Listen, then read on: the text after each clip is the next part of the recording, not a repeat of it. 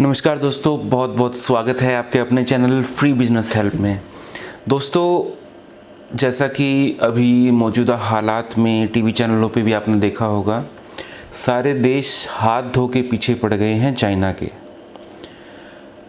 पहले जो लड़ाई थी ट्रंप की और चाइना के साथ, जो चाइना के प्रेसिडेंट हैं उनके साथ में लड़ाई चल रही थी। जिनपिंग जो हैं, शी जिनपिंग, उनके साथ लड़ाई चल रही थी। और लड़ाई भी सिर्फ वर्बल लड़ाई थी, फेस टू फेस, जो डायरेक्ट लड़ाई नहीं थी, बातों से लड़ाई चल रही थी। चाइना अमेरिका के ऊपर इल्ज़ाम लगा रहा है, अमेरिका चाइना पे इल्ज़ाम लगा रहा है। लेकिन अभी कहानी उलट गई है। कहानी कैसे उलट गई है? देखिए, अमेरिका एक ऐसा देश रहा है शुरू से जिसने हमेशा यूरोपीय देशों से उनकी राय नहीं मिलती है। यूरोपीय देश अक्सर उनके अगेंस्ट में रहते हैं। सभी नहीं कह रहा, लेकिन काफ़ी सारे यूरोपियन जो कंट्री है वो उनके अगेंस्ट में रहते हैं। लेकिन इस बार कोरोना की वजह से सभी जो देश हैं सबको बहुत बड़ा नुकसान हुआ है और उसका जिम्मेवार चाइना को ही माना जा रहा है। और है भी जिम्मेवार चाइना, इसमें कोई दो राय नहीं है, क्योंकि जो वुहान शहर है वहाँ से 800 किलोमीटर पे बीजिंग है, वहाँ पे कुछ नहीं हुआ। लेकिन कहाँ पे हज़ारों किलोमीटर पे अमेरिका है, फ्रांस है, इटली है, जर्मनी है, उनकी सबकी जो है अच्छी तरह से देश की इकोनॉमी बैठ गई। दोस्तों, क्या ये शुरुआत है तीसरे विश्व युद्ध की? जहाँ तक चाइना की बात करें तो वो तो खुद तैयारी कर चुका है, युद्ध के परमाणु परीक्षण कर रहा है। उसको पता है कि उसके ऊपर हमला हो सकता है, इस डर से पहले से बैठा हुआ है।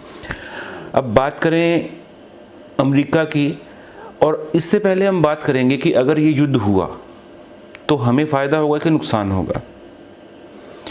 अमेरिका के जो अभी फ़िलहाल के जो हाव भाव दिख रहे हैं, चुनाव नज़दीक हैं, 4-6 महीने बचे हैं, उसके बाद में चुनाव है। तो चुनाव से पहले क्या जो है डोनाल्ड ट्रंप करेंगे, क्या नहीं करेंगे? सबसे बड़ी चीज़ ये है कि अगर परमाणु युद्ध हुआ तो अमेरिका को ज़रूरत पड़ेगी भारत की। भारत के बिना उसको जगह नहीं मिल सकती है, क्योंकि पाकिस्तान और चीन जो है वो एक साथ हैं। और इसके साथ में जो यूरोपियन कंट्रीज़ हैं, अमेरिका के साथ कौन कौन से देश अभी तक आ चुके हैं जिन्होंने हाँ कर दी है कि यस, चाइना इस चीज़ के लिए जिम्मेवार है। सबसे पहला नाम है फ्रांस का, इटली का, ब्रिटेन पहले से ही अमेरिका के साथ है, जर्मनी। ये जो देश हैं ऐसे देश हैं जो पैसे के मामले में बहुत पावरफुल हैं। इसके अलावा कनाडा जो है, कनाडा में अभी इफ़ेक्ट कोरोना का नहीं आया है, लेकिन अगर आया भी है तो इतना माइनर है कि अभी उसको नेग्लिजिबल कर सकते हैं, उनको इतना कोई नुकसान नहीं हुआ है। अभी तक ये मान के चला जा रहा है कि जो कनाडा की इकोनॉमी है उसको भी फ़िलहाल कोई फ़र्क नहीं पड़ा है, लेकिन फिर भी अमेरिका के साथ है। अब हम एक चीज़ ये देख लेते हैं कि अगर युद्ध हुआ, चीन और अमेरिका भिड़े और चीन और यूरोपियन देश भिड़े, तो सबसे पहले नुकसान होगा चीन को, और उसके बाद में नुकसान होगा सभी देशों को, क्योंकि युद्ध में किसी का कुछ नहीं बचता है।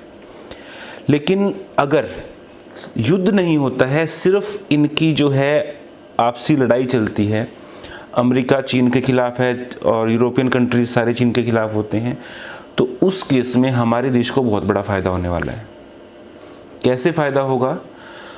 जो चीन है ना, चीन के अंदर किस चीज़ के लिए फेमस है? कम लेबर के अंदर हर चीज़ को कम लागत में बना देते हैं। वही चीज़ उससे ज़्यादा बेटर इंडिया में है। जो कंपनियां हैं वो पहले चाइना में क्यों शिफ्ट हुई? क्योंकि उनकी जो बाहर से जो कंपनियां आती है उनके लिए पॉलिसी सिंपल थी। और हमारे देश में क्या था कि जो रूल्स रेगुलेशन थे वो काफ़ी हार्ड थे, उनको फॉलो, हर स्टेट का अलग रूल रेगुलेशन, हर स्टेट के लिए अलग पॉलिसी। तो इस हिसाब से उनको कंपनियों को भारत में काम करने और अपना बिजनेस इस्टेब्लिश करने में बहुत टाइम लगता था। अभी क्या है, अगर युद्ध हो जाता है, युद्ध नहीं होता है तो फिर तो हमारी इकोनॉमी भी जाएगी, उनकी भी जाएगी, सभी की डाउन आएगी इकोनॉमी। लेकिन अगर युद्ध नहीं होता है तो उस केस में हमारे देश को बहुत बड़ा फ़ायदा होने वाला है। क्यों? यूरोपियन कंपनियां जितनी भी हैं, हज़ारों की संख्या में चाइना के अंदर बेस्ड हैं। जितनी अमेरिकन कंपनियां चाइना के अंदर बेस्ड हैं सब अपना बिजनेस इंडिया में शिफ्ट कर लेंगी, क्योंकि इंडिया की यूरोपियन कंट्रीज़ के साथ अच्छी बनती है, अमेरिका के साथ भी अच्छी बनती है। और दूसरी चीज़ है, जब अगेंस्ट में आएंगे तो यूरोप भी अगेंस्ट में आएगा और अमेरिका भी अगेंस्ट में आएगा। भारत में चाइनीज़ कंपनियां जब आती हैं तो इंडिया में क्या होगा, इन्वेस्टमेंट इंक्रीज़ होगी। जो ये नुकसान हुआ है अभी इस कोरोना की वजह से, वो सारी भरपाई उसकी हो जाएगी, इंडिया में भरपाई हो जाएगी। दूसरा क्या है कि स्टार्टअप भी नए जो हैं हालांकि जो नए स्टार्टअप इससे कोरोना से पहले जो स्टार्टअप हुए थे उन लोगों को बहुत नुकसान हुआ है। नए स्टार्टअप जिन्होंने काम स्टार्ट किया था उनको नुकसान हुआ है, लेकिन जिनका पहले से चल रहा है उनका चलता रहेगा। और काफ़ी सारी इंडस्ट्रीज़ देखिए, हम अगर ये सोच के चलें ना कि हाँ सबके बिजनेस डाउन आ गए और आगे, सबके बिजनेस डाउन नहीं आए दोस्तों। बिजनेस डाउन किसके आए हैं, जिनके बिजनेस अभी आज के टाइम पे क्लोज हैं। जो बिजनेस आज के टाइम पे ओपन है उनकी इंडस्ट्रीज़ कई गुना ज़्यादा कमा चुकी है। जैसे मेडिकल इंडस्ट्री है, हालांकि ये ज़रूरी चीज़ों में है, लेकिन फ़िलहाल क्या है कि जो बीमारियों की वजह से और चीज़ों की वजह से इनकी इनकम बढ़ी है, ना कि कम हुई है। दूसरी चीज़ है, इंडिया को एक और बड़ा फ़ायदा होने वाला है इस लड़ाई से। वो क्या होगा, पेट्रोल डीजल, पेट्रोलियम के रेट हैं इतने डाउन आ गए हैं। अभी कल ही मैंने न्यूज़ पढ़ी है कि अमेरिका जो है प्रति बैरल पे 3 रुपये कुछ 3 $3 से थोड़ा सा ऊपर पर बैरल पे पैसे दे रहा है कि हमसे तेल ले लो। इसे कहते हैं माइनस में जाना, कि एक तो वो तेल दें और ऊपर से पैसा भी दें। और भारत भी इन चीज़ों का फ़ायदा उठा रहा है और अभी स्टॉक जो है करने की कोशिश कर रहा है, जितना स्टॉक कर सकते हैं उतना कर रहे हैं, क्योंकि ये जो है बाद में भारत की इकोनॉमी में बहुत जो है हेल्पफुल होगा। सभी सेक्टर को नुकसान हुआ है, लेकिन फ़ायदा उठाने वाली कंपनियां भी बहुत हैं।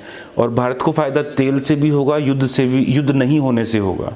युद्ध नहीं होने से बहुत सारे जो है इंडस्ट्रियल डेवलपमेंट भारत में आएगी।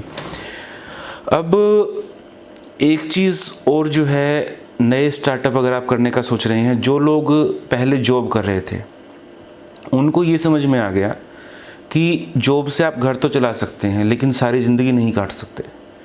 आज आप यंग हैं, 55 की साल में भी अगर आप जॉब करते हैं तो आप एक फेलियर इंसान है। मैं उन लोगों की बात कर रहा हूँ जो प्राइवेट सेक्टर में काम कर रहे हैं, छोटी मोटी जॉब कर रहे हैं। जो हाई प्रोफाइल जॉब कर रहे हैं मैं उनकी बात नहीं कर रहा। जो प्राइवेट सेक्टर के अंदर लोग हैं, कम लेवल सैलरी पे जो काम चला रहे थे, जिनका काम चल रहा था, और वो अब घर बैठे हैं, या तो उनको सैलरी नहीं मिल रही है या कम सैलरी मिल रही है, या कुछ भी प्रॉब्लम की वजह से उनकी जो जॉब है खतरे में है या जा चुकी है। तो उन लोगों को अभी एक मौका है कि अपना नया स्टार्टअप शुरू कीजिए, खुद का बिजनेस स्टार्ट कीजिए, थोड़ा बहुत इन्वेस्टमेंट लगाइए। और जो लोग हाई प्रोफाइल हैं या हाई इनकम वाले जो हैं, उन लोगों के पास भी मौका है कि अभी अपना खुद का सेटअप अगर करने की पहले सोच रहे थे तो इस टाइम इससे अच्छा और फ्रेश मौका नहीं मिलेगा। क्योंकि अभी जो लोग घर पे बैठे हैं, फ्रेश माइंडेड हैं, अपना काम स्टार्ट करना चाहते हैं तो स्टार्ट कर सकते हैं। ये चीज़ें हैं दोस्तों जो चेंज होने वाली है। ज़रूरी नहीं है कि लॉकडाउन से नुकसान ही नुकसान हो। मैं मानता हूँ बहुत लोगों को नुकसान हुआ है, और उस चीज़ को ओवरकम करना, उस चीज़ की भरपाई करना भी बहुत जल्दी पॉसिबल नहीं है। लेकिन नया स्टार्टअप भी होगा, सभी चीज़ें होंगी, और नए नए जो हैं भारत में वो मिलेंगे, मौके मिलेंगे। तो खुद भी एक मौका मत बनिए, दूसरों के लिए मौका बनिए। खुद जॉब ढूंढने वाले मत बनिए, दूसरों को रोज़गार देने वाले बनिए। अगर आपने अभी अच्छा स्टार्टअप किया लॉकडाउन के बाद में, तो मुझे नहीं लगता कि आपको कभी कोई नुकसान होने वाला है, क्योंकि इकोनॉमी एक दोबारा फ्रेश स्टार्ट करेगी। और आज का वीडियो कैसा लगा दोस्तों, फीडबैक दीजिए।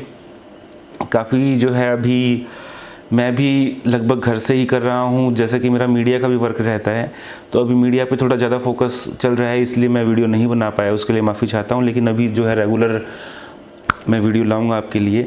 और वीडियो पसंद आए तो इसे लाइक ज़रूर कीजिए। अगर फेसबुक पे देख रहे हैं तो हमारे पेज पे जाके लाइक कीजिए हमारे पेज को। अगर यूट्यूब पे देख रहे हैं तो चैनल को सब्सक्राइब कीजिए, बेल आइकन को दबाइए और वीडियो को लाइक कीजिए। मिलते हैं नए बिजनेस आइडिया, नई सरकारी योजना के साथ। तब तक के लिए जय हिंद, जय भारत।